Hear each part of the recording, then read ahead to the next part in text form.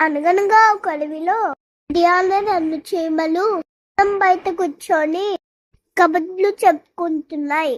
కబుర్ల మధ్యలో చేతిలో ఉన్న పంచదార ముక్కులు తాకుతూ ఉన్నాయి. ఈ పంచదార కన్నా బెల్లం ముక్కలు చాలా బాగుంది. నాకుతుంటే స్వర్గం అనిపిస్తుంది. ఈ మొదటి చీమ. గట్టి గుండేం కాదు, పంచదార గల్పులే బాగుంటాయి అన్ని. 2 చీమ అలా చాలా సేపు 2 చీమలు కొట్లాడుకుంది. కోపంతో ఊగిపోతున్నాయి.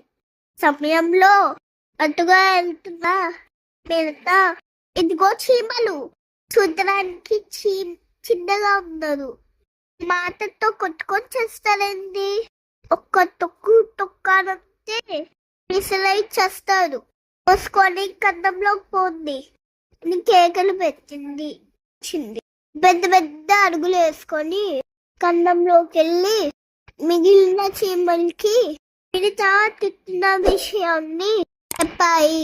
వెంటనే అన్ని చీమలు పుట్టలో నుంచి బయటికి వచ్చి కల కింద నిద్రపోతున్న మిడతను వదలతో గట్టిగా పట్టుకొని వదలంది నుంచి మిచ్చంది అని అరుస్తున్నా తెలకుండా లోకి మోసుకొని పోయి అలం చల్లుకొని యామని తినేసాయి.